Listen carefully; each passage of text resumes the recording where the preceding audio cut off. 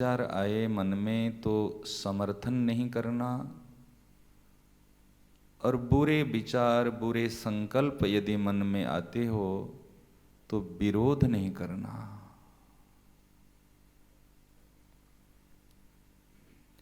प्रत्यक्ष दर्शन करो, अनुभव करो, उस छवि को अपने हृदय में चित्रित करो। जैसे ठाकुर जी की तस्वीर हम देखते हैं, भगवान का वरदहस्त ध्रुव जी के मस्तक पर है, ऐसे अपने छवि को भी देखो। मेरे ऊपर ठाकुर जी का वरदहस्त है, मैं ठाकुर जी का चरण में बैठा हुआ हूँ, या मैं संत महापुरुषों की गोद में बैठा हुआ हूँ। एक बार गोद में तो बैठे कर देखो।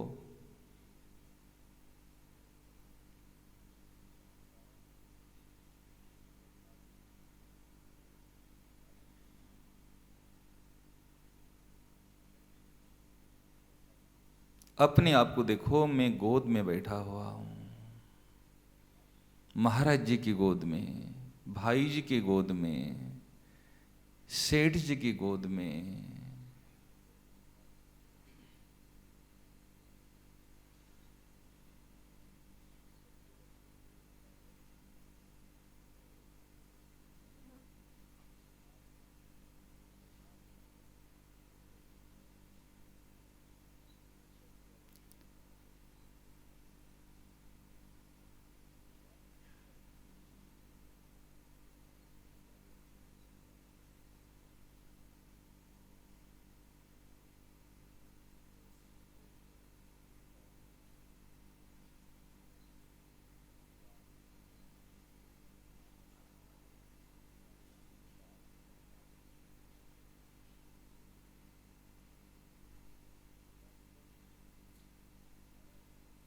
सत्य को स्वीकार करना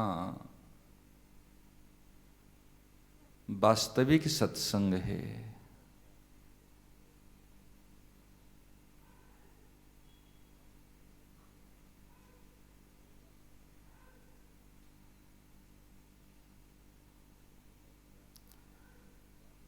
यदि कोई साधक के अंदर से भीतर से नाम जप चल रहा है तो रोकना नहीं। अगर किसी के नहीं चल रहा है, जानबूझकर प्रयास करना नहीं।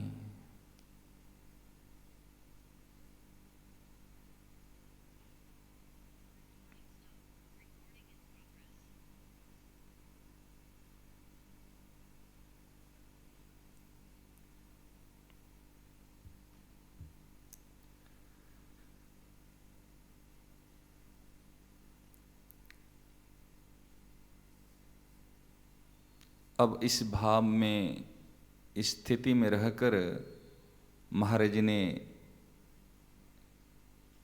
इस ब्रह्म मुहूर्त में जो चर्चा की है, जो बात सुनाई है, इस बात को हम ध्यान पूर्वक श्रवण करेंगे। नारायण नारायण नारायण नारायण नारायण नारायण नारायण नारायण नारायण नारायण नारायण नारायण नारायण नारायण। श्रद्धेय स्वामी जी महाराज के श्री चरणों में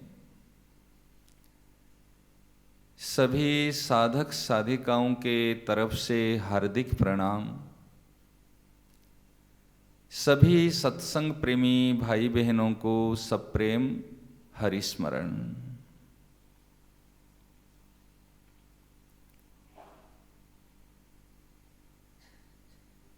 अब ध्यान देकर, आंख खोलकर, एकाग्र चित्त से सूत्रात्मक रूप में महाराज श्री की कही हुई बात सार रूप में हम चर्चा करेंगे। कल सत्संग में चर्चा हुई थी 3 चीज को लेकर। सबको ज्ञात है, समय, संग और सलाहकार। महापुरुष इतनी कृपालु होते हैं,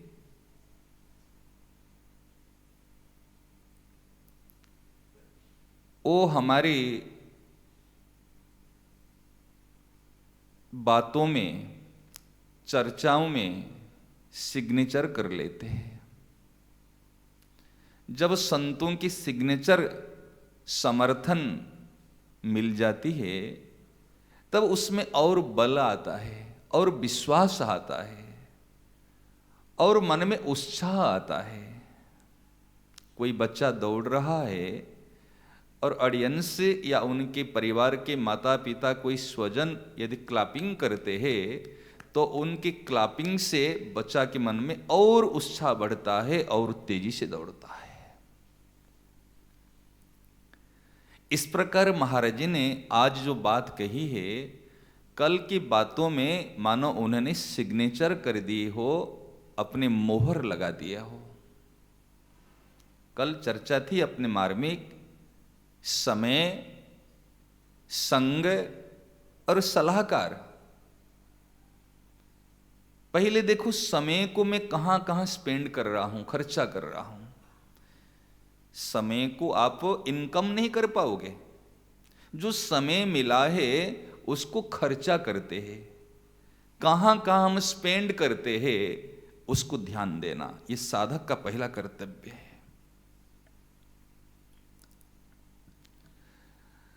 दूसरी बात थी संग, हम किसका संग कर रहे हैं। और तीसरी बात थी हमारा सलाहकार कौन है।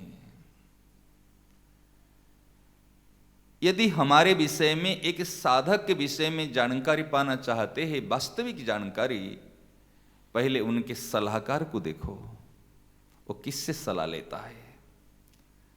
और दूसरी बात, वो किसका संग करता है। बहुत मार्मिक बता रहा हूं, किससे सलाह लेता है और किसका संग कर रहा है।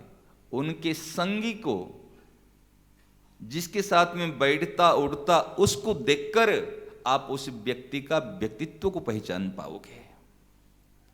जिससे सलाह लेता है उसको देखकर उसके भाव को, उसके विचार को, उसके ज्ञान को आप उस साधक में ढूंढ पाओगे। सही ना नहीं? इसलिए सलाहकार और संग, और सलाहकार संग जैसे होंगे हमारा समय वैसे खर्चा होगा।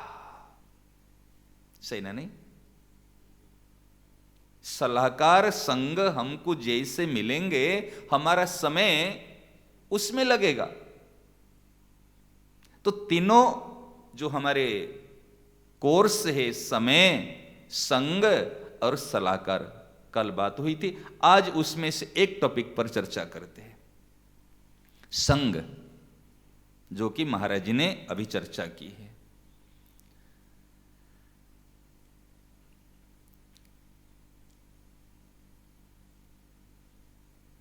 कबीर साहब की एक वाणी है, बिनु भोजन पानी बिनु, बिनु भोजन पानी बिनु, उदर मचावे क्रांति, उदर मचावे क्रांति, बिनो भजन सतसंग के, बिनो भजन सतसंग के, मिले न मन को शांति कबीरा, मिले न मन को शांति। ये वास्तविक बात है। महाराज जी ने क्या कहा कि एक सत्संग और एक भगवान का नाम, भजन और सत्संग, इसके बिना हमको शांति नहीं मिलेगी, नहीं मिलती और मिल सकती नहीं। अगर जीवन में शांति चाहते हो, भजन और सत्संग को जीवन में कभी नहीं छोड़ना, नहीं छोड़ना, नहीं छोड़ना। सत्संग किए बिना भजन कर नहीं सकते, सत्संग किए बिना प्रभु का स्वभाव, प्रभु का प्रभाव और जीवन का अभाव, ये तीनों को जान नहीं सकते, विश्वास कर नहीं सकते। इसलिए सत्संग सर्वोपरि है। सत्संग का फल है भजन, सत्संग का फल है भजन।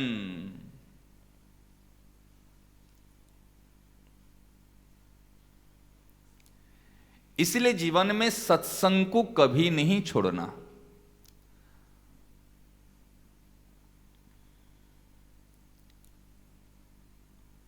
हमारे वृंदावन के रसिक संत श्री ध्रुवदास जी महाराज, उन्होंने अपने वाणी में एक सुंदर बात बताई है।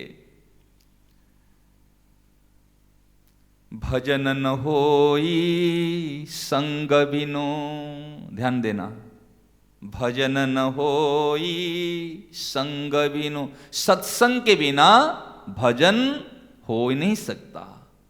भजन न होई संग बिनो, भजन बिनो नहीं प्रेम, भजन बिनो नहीं प्रेम। क्षणहु संग न छाड़िए, क्षणहु संग न छाड़िए, धरिए ध्रुव एहने, धरिए ध्रुव एहने। एक क्षण भी संग मत छोड़ना।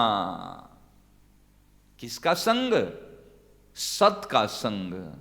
किसका संग? प्रभु का संग। किसका संग? संत महापुरुषों की वाणी का संग।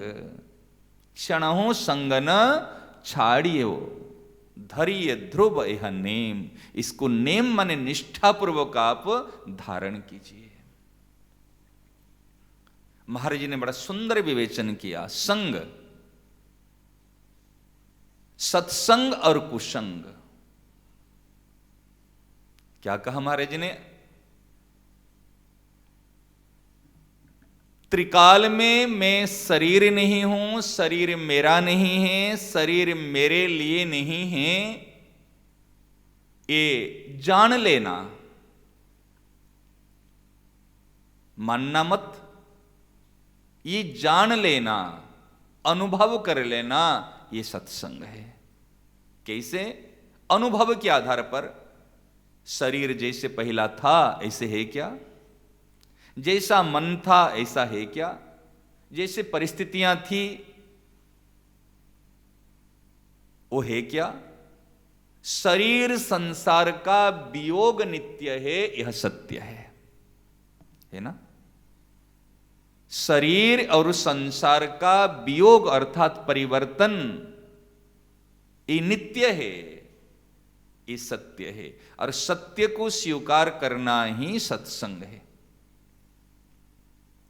और दूसरी दृष्टिकोण से भगवान के साथ में हमारा अनादिकाल से और अनादिकाल तक, अनादिकाल से और अनादिकाल तक नित्य संबंध था, नित्य संबंध है और नित्य संबंध रहेगा।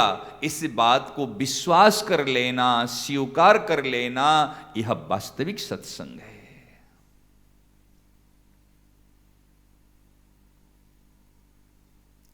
आया ना दृष्टि में?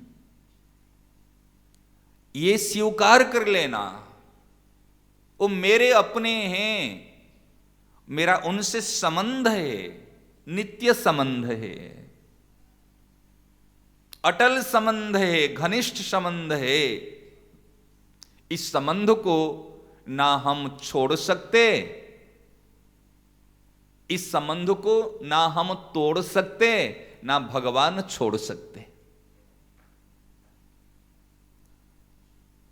हमारे इस संबंध को तोड़ने की सामर्थ्य नहीं और भगवान इस संबंध को छोड़ने का सामर्थ्य नहीं।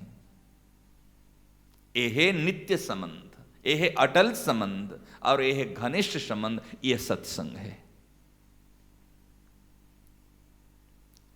तो दास के विचार में पहले सत्संग करो फिर भजन करो, हैं? हाँ, फिर जीवित हो जाता है। क्योंकि भजन जो होगा ना, सत्संग के बिना जो भजन है वो लंबे समय तक नहीं चलता। और सत्संग है प्राण, प्राण के बिना अगर किसी लड़की को आप श्रृंगार करोगे, सुलह श्रृंगार कराओगे, क्या सुंदरता आएगी? क्या सुंदर दिखेगी? क्योंकि प्राण नहीं है। मुर्दे को श्रृंगार करने से, सोने चांदी डायमंड आभूषण से श्रृंगार करने से सुंदर नहीं होगा। सुंदरता आभूषण में नहीं है, सुंदरता प्राण में है। सही ना? नहीं? इसलिए सत्संग प्राण है।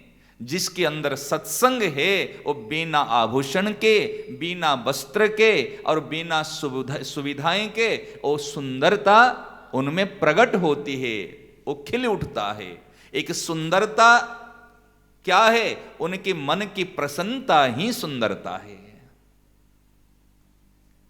हर समय प्रसन्न रहता है, हर समय प्रसन्न रहता है। प्रत्येक परिस्थिति को वो भगवान का मंगलमय विधान मानता है। इसलिए आप देखो, मेरे मन में खिन्नता है या मेरे मन में प्रसन्नता है? खिन्नता कुसंग का फल है और प्रसन्नता सत्संग का फल है। सूत्र, मन की खिन्नता ये कुसंग का फल है और मन की प्रसन्नता ये सत्संग का फल है। देखो, बातें तो बड़ी बड़ी नहीं करनी हमको, हमको प्रैक्टिकल बात पर कहते ना कायम रहना है। अभी एक बात को ध्यान देना, जो पहले खिन्नता थी, चिंता थी, अशांति थी वो थी, है नहीं। वो कुसंग के कारण वो आई थी।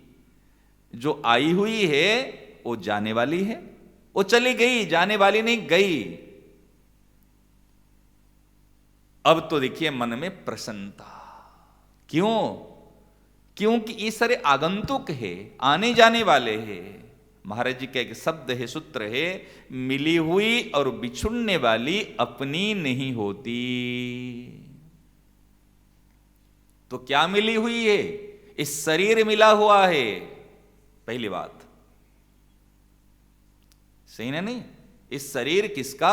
देन है, मिला हुआ है। मन मिला हुआ है, बुद्धि मिली हुई है, इंद्रियां मिली हुई है। इस सुविधाएं, मकान, दुकान, गाड़ी, घोड़े, बेटा बेटी, परिवार, ये सब मिले हुए हैं। सही ना? नहीं? मिले हुए हैं ना। पहले थे क्या और बाद में रहेंगे क्या? तो जो मिली हुई है वो भी बिछुड़ने वाली है। महाराज जी वाल्मीकि रामायण का एक श्लोक के एक चरण बोलते हैं, संयोगाः विप्रयोगांत। अर्थात जिसका संयोग हुआ है उसका अवश्य वियोग होगा। वाल्मीकि रामायण का ये श्लोक अपने आप में पूरी रामायण है, भगवान श्री राम की वाणी है। बहुत सुंदर बात है। 4 बात इसने बताए। सर्वे क्षयन्ति निचयाः पतनान्ता समुच्छया संयोगः विप्रयोगान्त मरणान्त च जीवितम्। कि सर्वे क्षयन्ति निचयाः, कितने भी तुम संग्रह करो आखिर एक दिन सब क्षय हो जाएगा, चला जाएगा। कितने वस्तु, कितने पदार्थों का संग्रह करो, लेकिन सर्वे क्षयन्ति, एक दिन क्षय हो जाएगा। अगर अब हम ऐसी अंजुली बना के जल को रखेंगे, कितने समय टिका के रख सकते हैं? कितने समय? आखिर बूंद बूंद गिरते गिरते बिल्कुल हाथ खाली हो जाएगा। सर्वे क्षयन्ति निचयाः, आज कितने ऊंचाई पर चढ़ जाओ, धरती से यदि हम ऊंचाई पर चढ़े, आज कोई व्यक्ति कितना बड़ा बन गया, बिजनेसमैन बन गया, नेता बन गया, वो बन गया, वो बन गया, कितने ऊंचाई पर चढ़ा, लेकिन एक समय में उनको नीचे आना ही पड़ेगा। ये सत्य है। पतनांता समुच्चया। आज संयोग हुआ है, पति का संयोग हुआ है, बेटी का संयोग हुआ है, पुत्र का संयोग हुआ है, आज ये सब संयोग हुआ है, अभी कुछ समय के बाद में वियोग हो जाएगा। संयोग विप्रयोगांत। अभी कोई 20 साल जिया, कोई 100 साल जिया, कोई 2 साल जिया, लेकिन आखिर मृत्यु ही सत्य है। मरणांत, अंत में मरण ही, मृत्यु ही सत्य है। कल बताया था ना, त्रिसत्यम, 3 सत्य है, याद है? कौन बोल सकता? त्रिसत्यम कल बताए थे। मृत्यु ही सत्य है, शरीर संसार का वियोग ही सत्य है, अर्थात मृत्यु ही सत्य है, ईश्वर ही सत्य है, और संतों की वाणी ही सत्य है। त्रिसत्यम। और जब तक संतों की वाणी में सत्यता का अनुभव नहीं होता, तब तक जो 2 सत्य है हमको दिखेंगे नहीं, हमको अनुभव में नहीं आएंगे। जब तक संतों की पर श्रद्धा नहीं होती, तब तक ईश्वर पर श्रद्धा नहीं होगी। जब संतों की वाणी के पर विश्वास नहीं होता, तो भगवान के पर विश्वास नहीं होगा। ध्यान देना, ये सूत्र है, ये सूत्र है, मार्मिक बात है। संतों की वाणी के ऊपर विश्वास करो और संतों के चरित्र के ऊपर श्रद्धा करो। शरीर के ऊपर नहीं, चित्र के ऊपर नहीं, चरित्र के ऊपर श्रद्धा और वाणी के ऊपर विश्वास। तो फिर भगवत विश्वास होता है, भगवान के पर श्रद्धा होती है।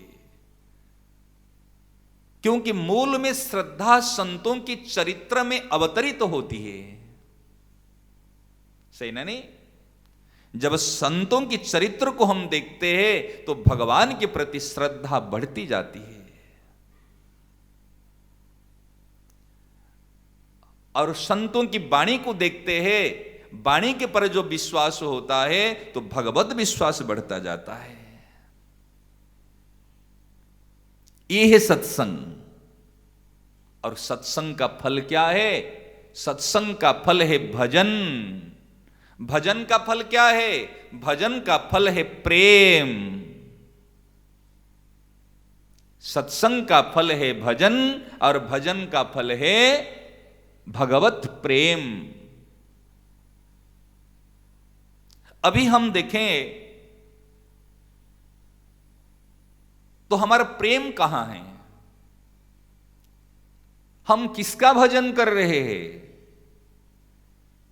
और किसका संग कर रहे हैं? अभी हमारे प्रैक्टिकल लाइफ पर विचार करते हैं।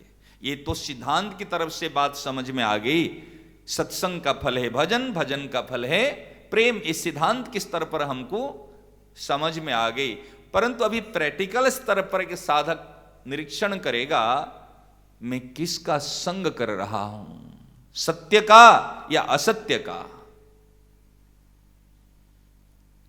मैं सत्य का संग कर रहा हूं ना असत्य का संग कर रहा हूं? शरीर संसार का संग कर रहा हूं या संत और ईश्वर का संग कर रहा हूं?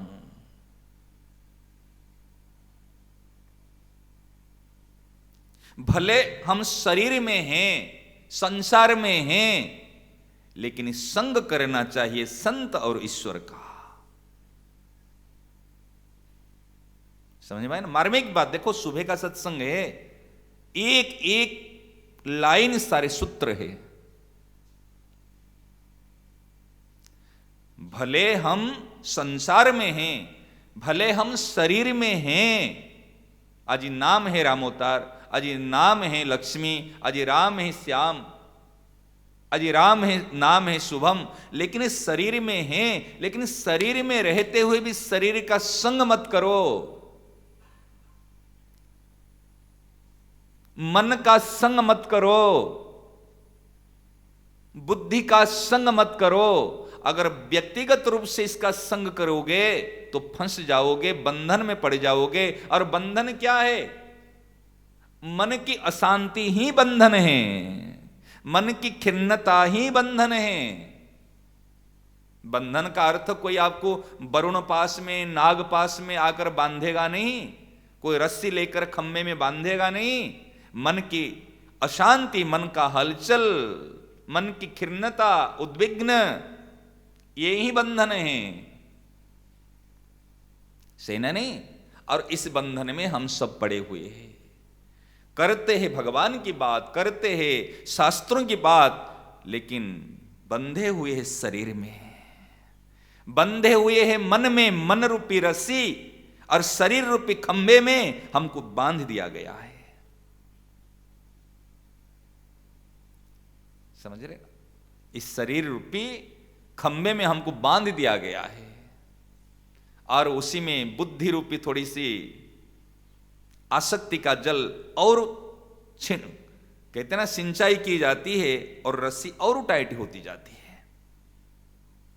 समझ रहे ना? आसक्ति रूपी जो थोड़ी सी जल सिंच देता है, मेरी है, ये हमारी है, मेरी है, और उसको रस्सी और टाइट होती जाती है। इसलिए ध्यान देना, संग, हमको तो संतों का संग करना चाहिए, संतों की वाणी का संग करना चाहिए। संतों की वाणी में और ईश्वर में विकल्प रहित विश्वास होना है, विकल्प रहित, कोई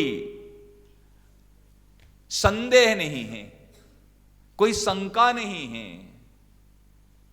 महाराज जी एक छोटी सी बात बताते थे कि छोटा बच्चा होता है ना, मां ने कह दिया बेटा बाहर मत जाना, वो बाबा जी आए और कान काटे। बाबा जी को, महाराज जी कहते थे बाबा जी को कान की को क्या जरूरत पड़ी ही कान काटने का, परंतु मां ने कही दी बाबा जी आता है कान काटता है, तो बच्चा इस बात को मान लिया, विकल्प रहित, कोई संदेह नहीं है कि मां ने कहा ना बाबा जी कान काटे, तो मां कहने के बाद में वो प्रूव्ड है। इस प्रकार हमारे जो प्रामाणिक संत है, जो जीवन मुक्त भगवत प्राप्त महापुरुष है, उन्होंने जो कुछ कह दिया वो प्रूव्ड है, बस मान लो, विश्वास कर लो। तो संग का फल क्या होगा? सत्संग का फल है, सत्संग का फल है भजन। अगर वास्तविक रूप में संग करोगे, मेरा किसी से कोई संबंध नहीं है, मैं कुछ नहीं हूं, मेरा कुछ नहीं है और मुझे कुछ नहीं चाहिए, ये सत्संग है। ये विवेक के द्वारा हम सत्संग किए। सत्संग के लिए दो ही साधन हैं, दो ही चीज भगवान ने दी है, एक विवेक, एक विश्वास, और तीन मानेंगे जो बल का सदुपयोग। एक बल, विवेक, विश्वास और बल, ये तीनों ले सकते हम, लेकिन मूल में विवेक और विश्वास। तो विवेक का सदुपयोग करेंगे, मैं कुछ नहीं हूं, मेरा कुछ नहीं है और मुझे कुछ नहीं चाहिए। और विश्वास का सदुपयोग करेंगे, मैं केवल ईश्वर का सनातन अंश हूं और केवल ईश्वर ही मेरे अपने हैं, और मुझे ना संसार से ना ईश्वर से कभी कुछ भी नहीं चाहिए। समझ में आएगी ना? चाहे विवेक के आधार पर उसको निषेध कर लो, चाहे विश्वास के आधार पर स्वीकार कर लो। यह है वास्तविक सत्संग। अच्छा, ये अस्वीकार कर लिए और स्वीकार कर लिए। अस्वीकार स्वीकार करने के बाद में आपको क्या करना है? संत महापुरुषों की गोद में बैठ करके, भगवान के चरणों में बैठ के, देखो बार बार इस बात को बता रहा हूं, प्रत्येक कार्य करने से पहले आपकी स्थिति शरीर में मन बुद्धि इंद्रिया में नहीं होनी चाहिए। आपकी स्थिति और हमारी स्थिति भगवान के चरणों में, नहीं तो महापुरुषों की गोद में होनी चाहिए। होई राम को नाम जपू, माम आश्रित्य यतन्तिये, योगम युंजन मदाश्रय।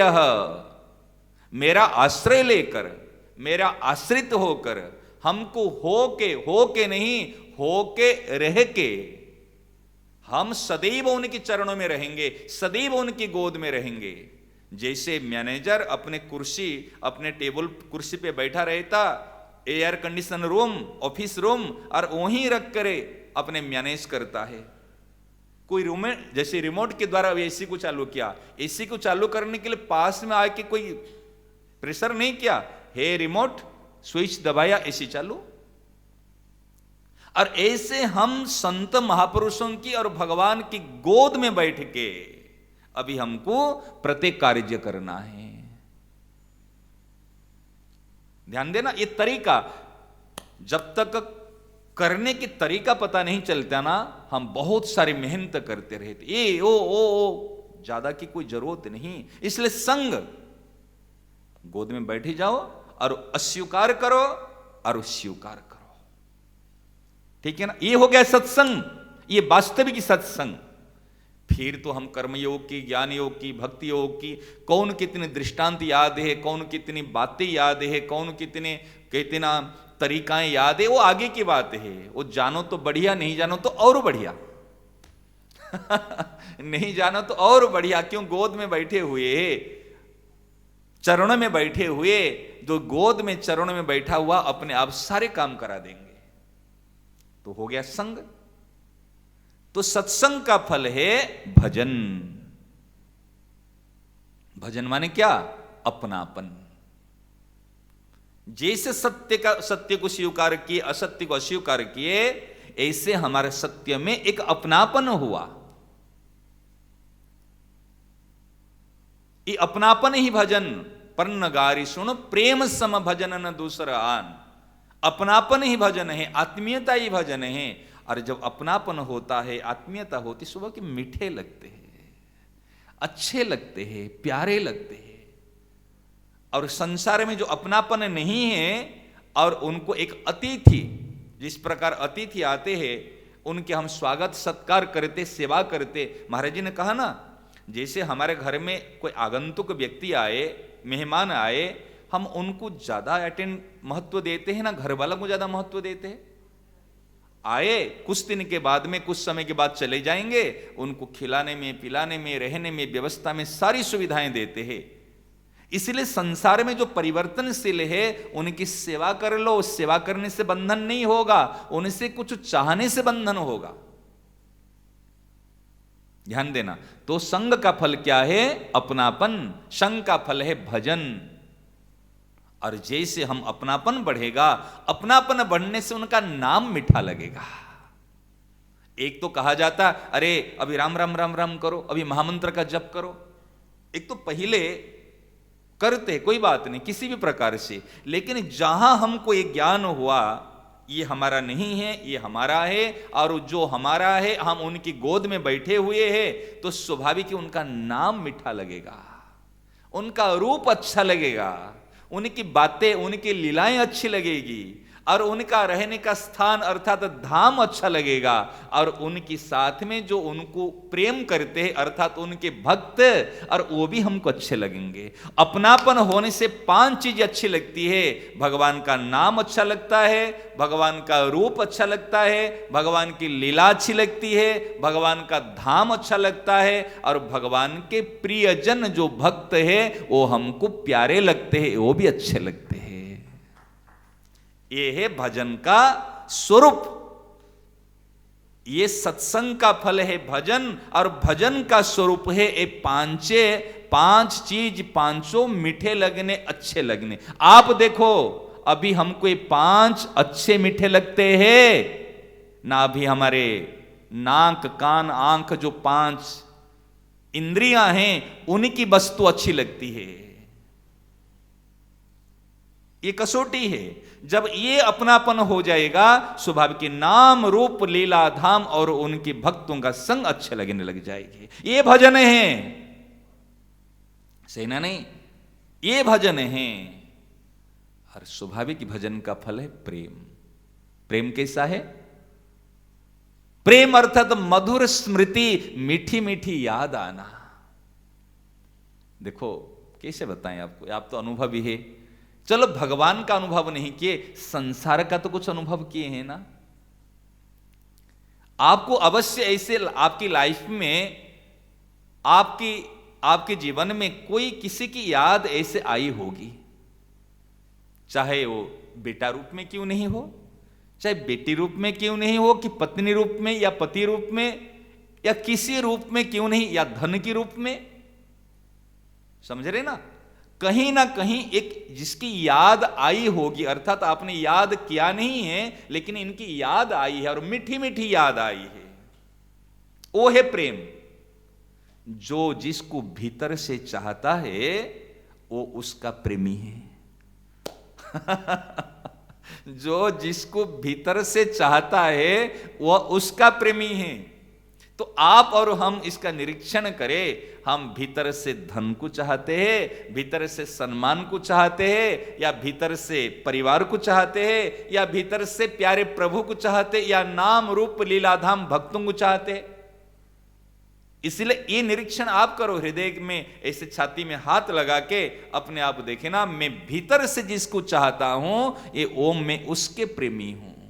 इसलिए प्रेम करना अर्थात मैं ईश्वर से प्रेम करता हूं या संसार से प्रेम करता हूं, मैं ईश्वर के प्रेमी हूं या संसार के प्रेमी हूं या शरीर के प्रेमी हूं, ये ध्यान देना।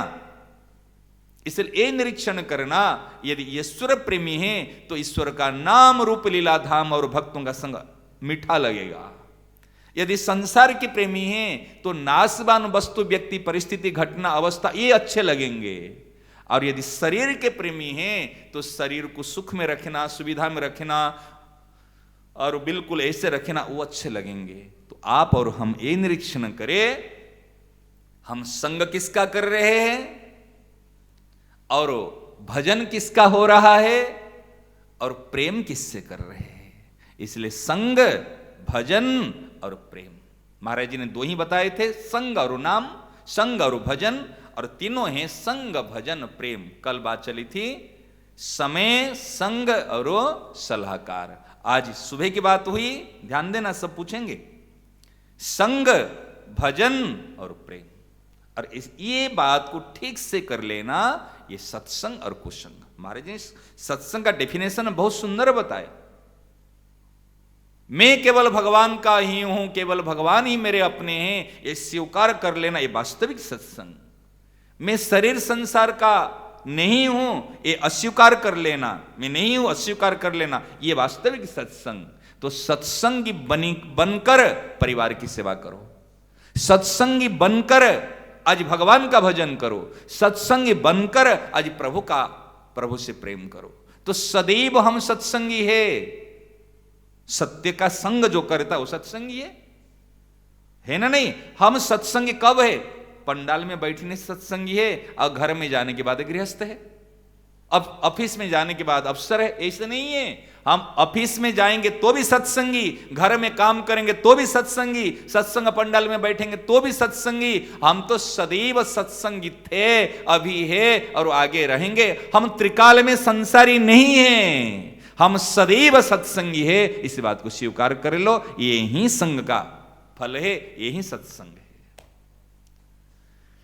नारायण नारायण नारायण नारायण नारायण नारायण नारायण नारायण नारायण नारायण नारायण नारायण नारायण नारायण नारायण नारायण।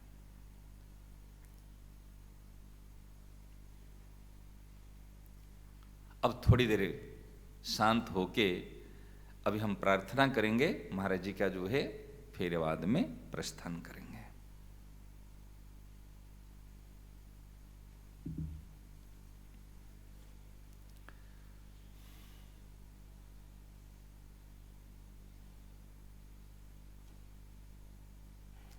हमारे मन में आती है, जैसे लोग सेल्फी लेते हैं ना,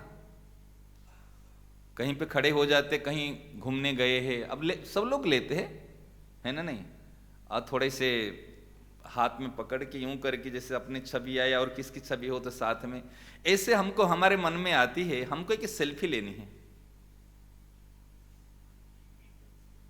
कैसे कैसे सेल्फी? हम महापुरुषों की गोद में बैठे हैं, महाराज जी की गोद में बैठे हैं, महाराज जी कहे महाराज जी थोड़े से सेल्फी लेना, रुको ना थोड़ा सा, गोद में बैठे और यूं करके सेल्फी लो, दोनों की छवि जैसे आए। या भगवान के चरणों में बैठे, कहे भगवान थोड़ा सा आपका भी छवि आ जाए, मेरी भी छवि साथ साथ में आए। जैसे कोई बड़े आदमी आ जाते हैं ना, तो उनके पास में जाके खड़े होके थोड़ा, क्योंकि हमको पता चलेगा जी भाई मैं इनके पास में था कि भाई दोनों का फोटो साथ साथ में आया है। तो इस प्रकार संतों की गोद में बैठे हुए मेरी भावना को समझ पाते ना, समझ पाते मेरी भावना को? इसलिए महापुरुषों के गोद में बैठ करके सेल्फी लो और इस छवि को याद रखो, देखो देखो देखो देखो अभी कैसे लग रहा हूं, मैं महाराज जी की गोद में बैठा हुआ हूं, अरे देखो भगवान के चरण में बैठा हुआ हूं, अरे के सेल्फी ले। ये दोनों सेल्फी को पास में रखना, देखे ना अपने आप को, इसे देखना मैं गोद में बैठा हूं, मैं गोद में बैठा हूं। महाराज जी कहते थे कि एक बार एक ऑफिस में कोई व्यक्ति प्राइम मिनिस्टर से, विदेश का राष्ट्रपति कोई था ना, उनके साथ में हाथ मिलाने का फोटो है, और वो बूढ़े जर्जर हो गए थे उस समय में, माने बूढ़े हो चुके थे, और उनके ऑफिस रूम में वो फोटो लगा हुआ है। कभी कोई बात चली, देखो अरे इनके साथ में देखो मेरे उस समय के फोटो है ना, लोग लगाते ना नहीं, अरे मैं उनसे हाथ मिलाया था, और वो गर्माहट अभी तक भी है, शरीर तो ठंडा पड़ गया है लेकिन गर्माहट अभी तक है, जब मैं उनसे हाथ मिलाया था, उनसे मेरा संपर्क था। इसलिए हमारे की गर्माहट भी होनी चाहिए, हम महाराज जी के हैं और हम भगवान के चरणों में बैठे हुए, एक गर्माहट होनी चाहिए, एक ठसक होनी चाहिए, एक अपनापन होनी चाहिए। चाहे हमारे में काम है, क्रोध है, लोभ है, मोह है, कोई सद्गुण नहीं है, कुछ भी नहीं है, लेकिन एक गर्माहट, एक ठसक होनी चाहिए। मैं उनके, देखो ना मेरे फोटो देखो ना, देखो शकल मिलता है हम उन्हीं के हैं तो शकल मिलता है, भले गुण नहीं मिलता लेकिन शकल मिलता है। ये सेल्फी ले लो, मतलब ये छवि हमारे याद रहे, और ऐसे बैठ कर फिर सत्संग करो, फिर साधनाएं करो, फिर देखो कैसे जीवन बनेगा। वो जो सुबह चर्चा चली ना, मेरे को लगी ये सेल्फी ले लो समझ में आ रही ना भाव? और देखो उस छवि को देखो कैसे लगते हैं आप। नारायण नारायण नारायण नारायण नारायण नारायण नारायण नारायण। चलिए एक बार प्रार्थना कर लेते हैं। हे नाथ, हे मेरे नाथ, आपसे मेरी प्रार्थना है कि आप हमें प्यारे लगें, केवल यही मेरी मांग है, और कोई अभिलाषा नहीं। हे नाथ, हे मेरे नाथ, अगर मैं स्वर्ग चाहूं तो मेरे को नरक में डाल दें, सुख चाहूं तो अनंत दुखों में डाल दे, पर आप हमें प्यारे लगें।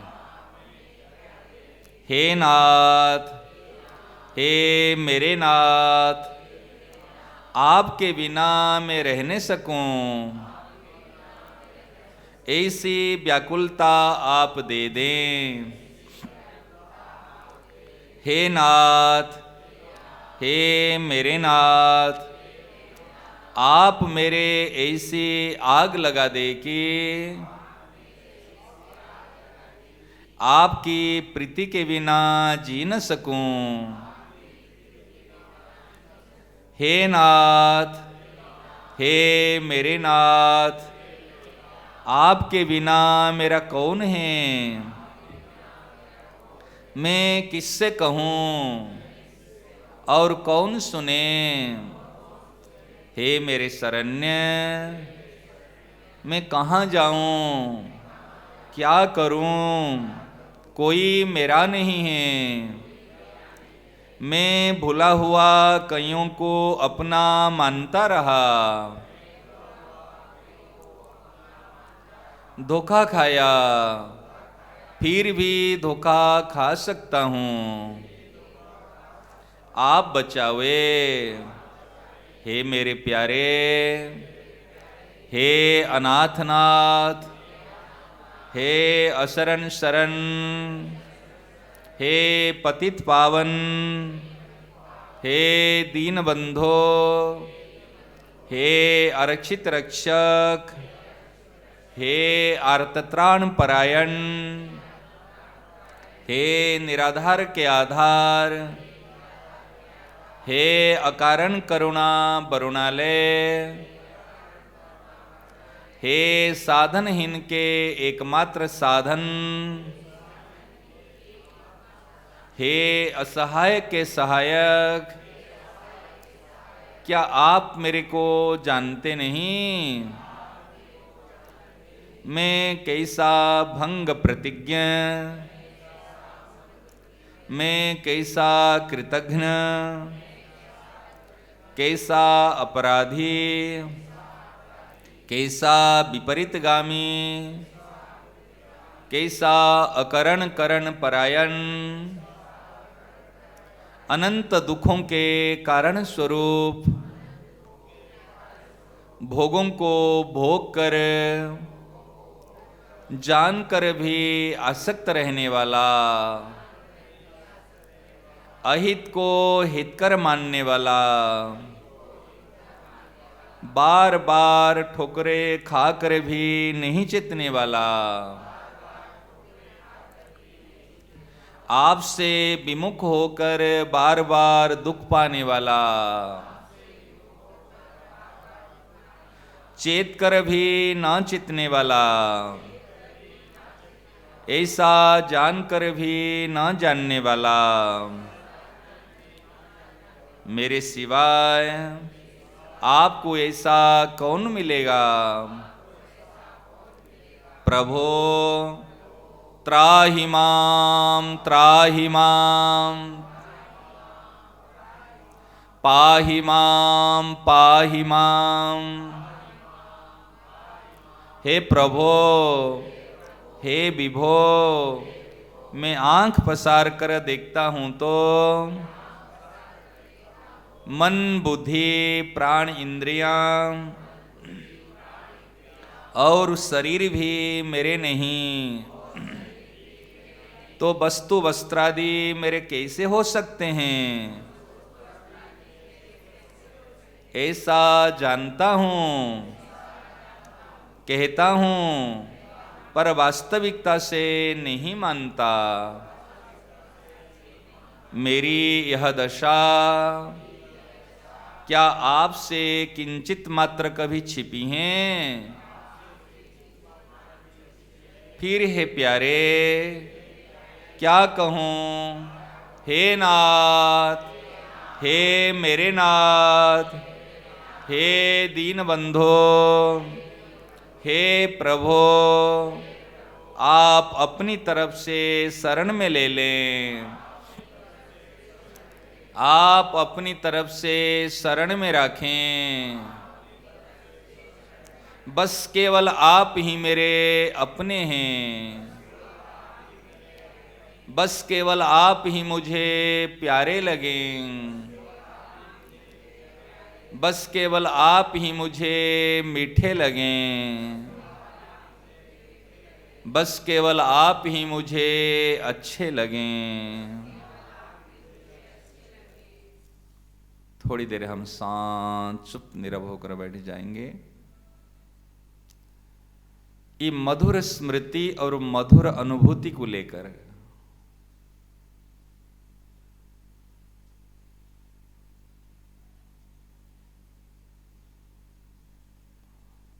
दिव्य आनंद का अनुभव करना है।